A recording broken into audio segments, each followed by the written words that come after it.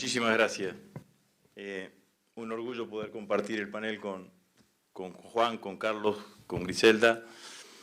La vida política me ha deparado distintos momentos, algunos felices y otros no tantos, como a todos, digamos, ¿no? Uno de los momentos que recuerdo con mucha alegría fue en el año 2015.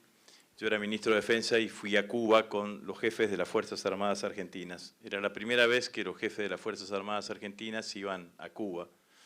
Argentina tenía una buena relación con Cuba, pero nunca habían ido militares a Cuba. Una experiencia enorme, digamos. Fidel estaba vivo, pero ya no estaba de presidente, estaba Raúl como presidente, y nos recibió en el Palacio de la Revolución Raúl Castro, a mí, al embajador argentino en ese momento, la embajadora Juliana Marino, y a los jefes de la fuerza. Y nos atendió en un despacho que no era el despacho de Fidel. Raúl decía, yo no uso el despacho de Fidel está acá. Y fue una conversación como de 2 horas, 3 horas, digamos, ¿no? La terminó Raúl diciéndome, vamos a terminar esta conversación porque si no el ministro va a decir que Raúl habla mucho más que Fidel. Yo les prometo que no voy a hablar más que Carlos. Así que, pero bueno, vale la experiencia, pero no, de todas maneras, todo lo que se ha dicho es muy valioso. Yo voy a tratar de aportar desde un lugar en donde voy a tratar de combinar lo que significa el lawfare con los discursos del odio y la aparición de estos grupos extremistas violentos de derecha, que yo creo que claramente están vinculados uno con los otros, ¿no? Porque lo primero que tenemos que decir es que nunca se aplicó el lawfare a ningún dirigente de derecha. El lawfare se aplica a los dirigentes progresistas. Digamos, los que son perseguidos con la utilización del Poder Judicial son claramente los dirigentes progresistas, y todo eso es lo que va generando, primero en auxilio con los medios de comunicación, la estigmatización de esos dirigentes progresistas, o nacionales y populares, y que después derivan en los discursos del odio, y que después los discursos del odio derivan claramente en lo que sucedió, por ejemplo, frente a Cristina Fernández de Kirchner. Nos hemos parado en este último tiempo, en estas últimas semanas, en 2 elecciones importantes, ¿no? Una la elección de Lula, y la otra elección, no menos importante para todo el mundo, fue lo que sucedió en Estados Unidos. La aparición de estos grupos violentos de derecha en Estados Unidos ha tenido un crecimiento importantísimo, fundamentalmente bajo el calor de Trump y bajo la toma del Capitolio. Ustedes fíjense, yo me tomé una costumbre que teníamos con Germán Martínez cuando yo era diputado y él era mi jefe de asesores, el recorte de los diarios, y recorté, lo de hoy a la mañana, Clarín y Nación. Clarín y Nación tienen el mismo artículo tomado del New York Times, digamos, no se tomaron, tienen de Thomas Friedman, pero Friedman del New York Times dice: la elección del martes fue realmente la prueba más importante desde la guerra civil para determinar si el motor de nuestro sistema constitucional, nuestra capacidad para transferir el poder de manera pacífica y legítima, permanece intacto. Sigue diciendo: la forma en que varios cabezas de chorlito de renombre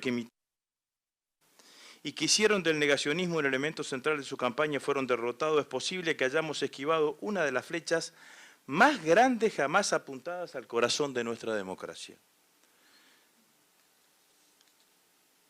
El título que pone el diario de la Nación es: Estados Unidos esquivó con un flechazo el corazón de su democracia. Hay cosas que han pasado y que están pasando en la Argentina, que están pasando en el mundo, que es el crecimiento de todos estos agrupamientos políticos de derecha con una derivación claramente de estos grupos extremistas violentos de derecha. Lo que sucedió con Cristina, que nosotros decíamos claramente que eso estaba cubierto de lo que significaron los discursos, de lo que significan los discursos del odio, y que esos discursos del odio son los que terminan generando sustento como para que se produzcan acciones de esta característica, es un proceso que no solamente se está dando en la Argentina, sino que se está dando en los principales países del mundo, entre ellos fundamentalmente Estados Unidos.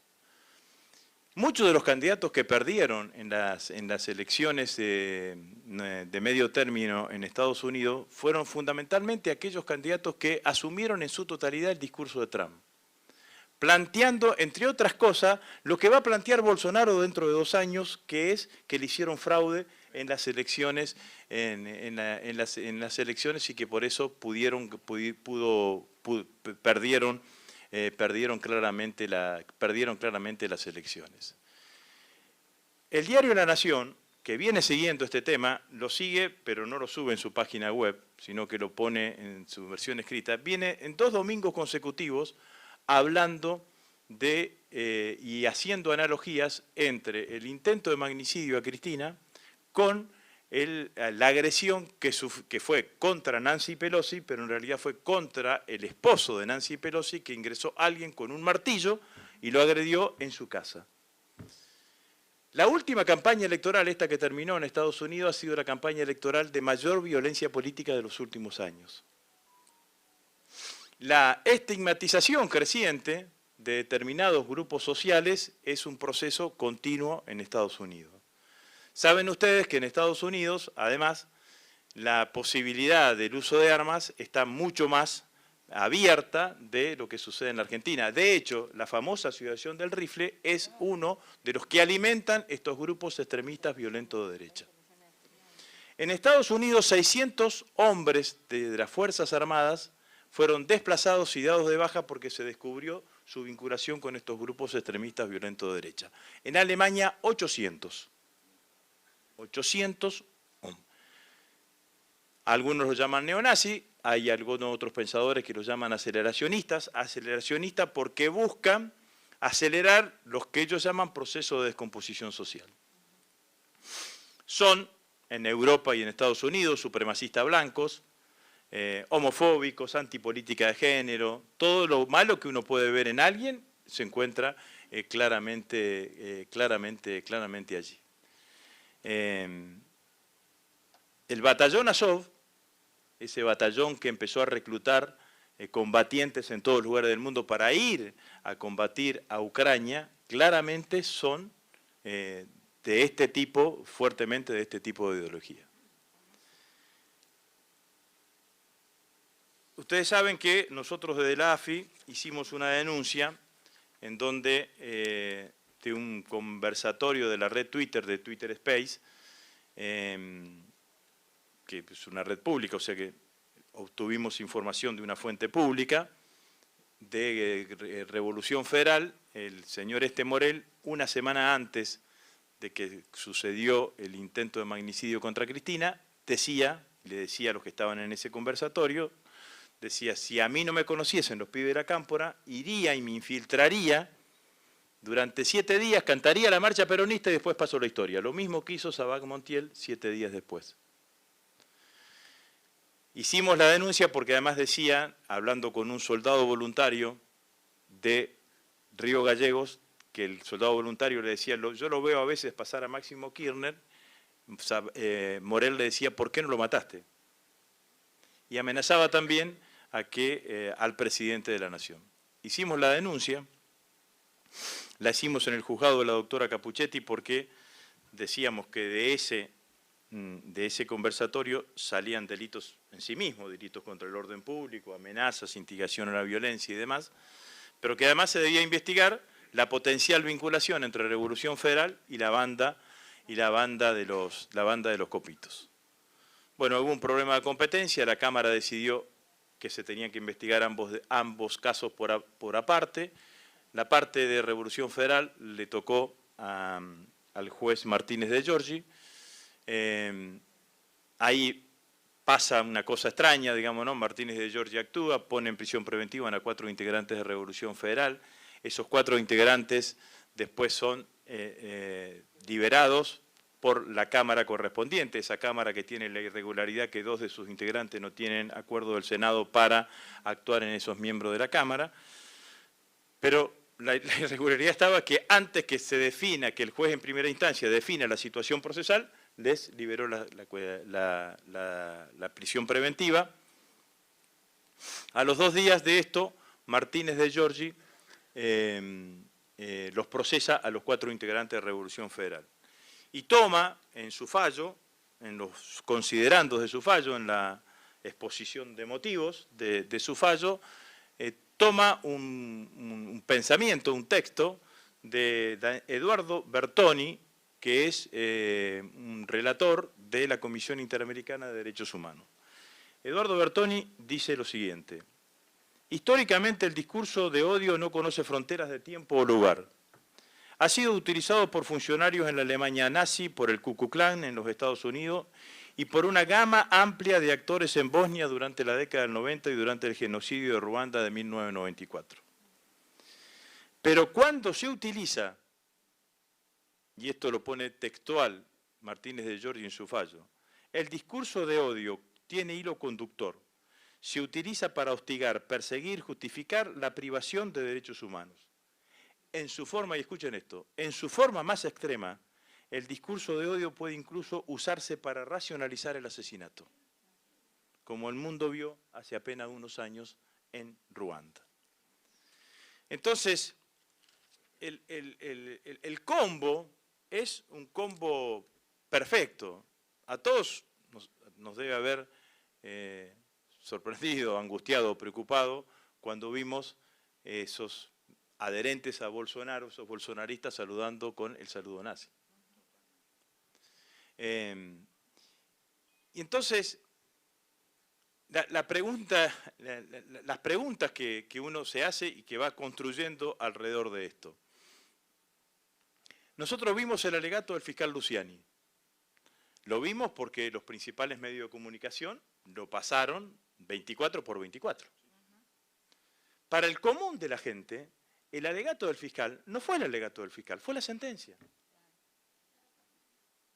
Sobre todo porque además los alegatos de la defensa no fueron casi visibilizados absolutamente por nadie. Entonces, el tribunal que va a juzgar a Cristina, ya para una gran parte de la sociedad argentina, tiene condena previa.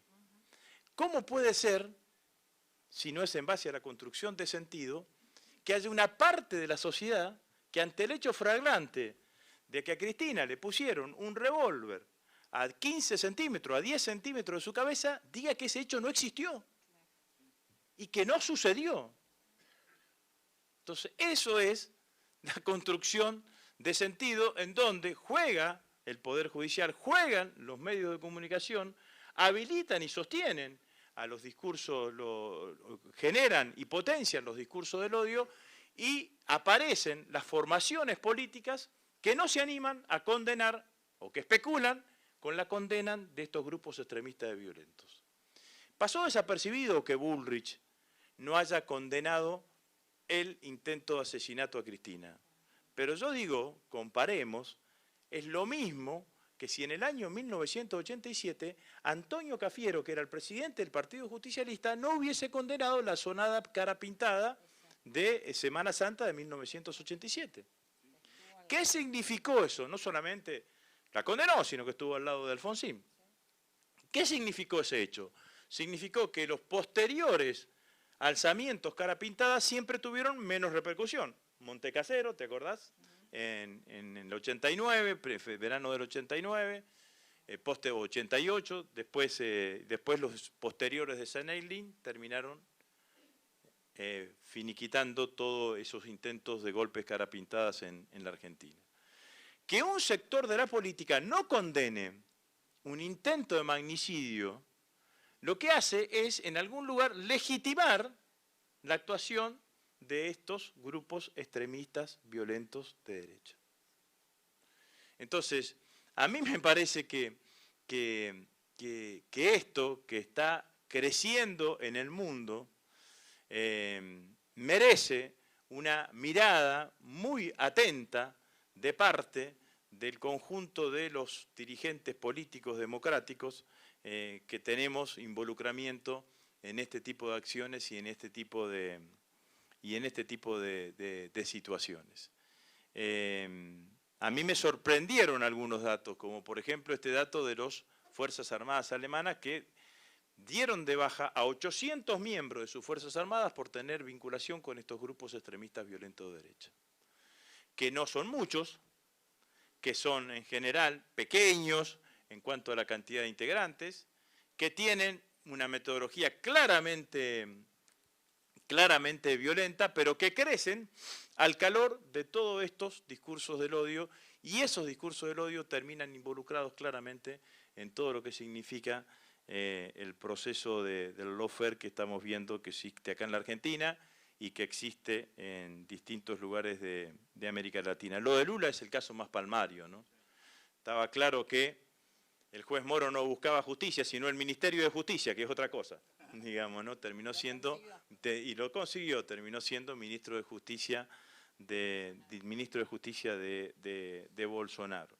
Entonces, el lawfare, esta disputa de poder hacia el interior de la justicia o la guerra dentro del Poder Judicial, hay que tener muchísima claridad de cómo se llevan adelante cada uno de los procesos y en dónde posicionamos las fuerzas políticas, digamos, ¿no?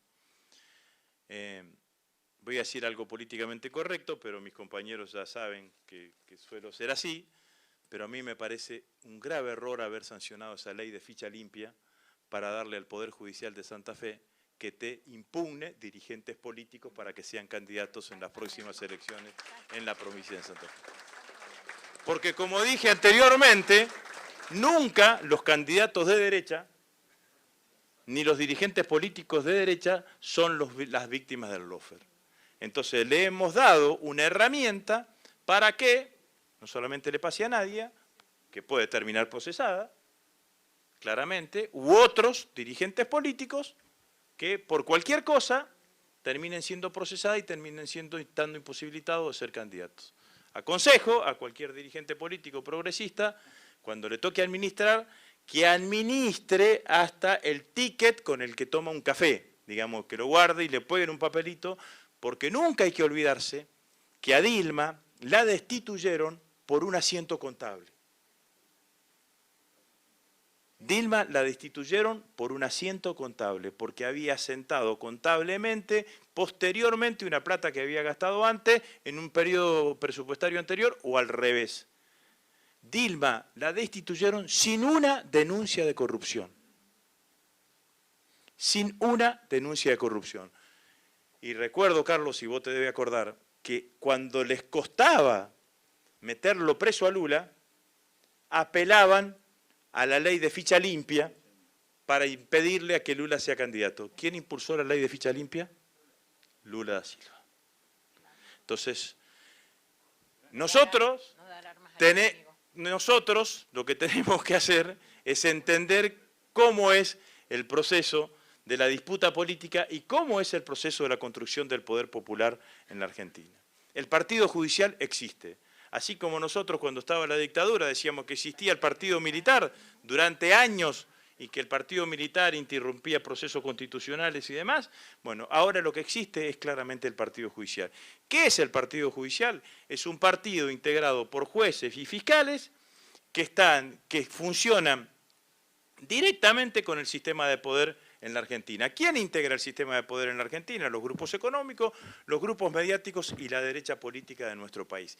Todo eso es lo que arma el lawfare, todo eso es lo que arma los discursos del odio, todo eso es lo que genera la aparición de grupos de derecha cada vez más ultras y grupos de derecha cada vez más ultras y cada vez más violentos que son capaces de hacer los atentados que hicieron y que llevaron adelante.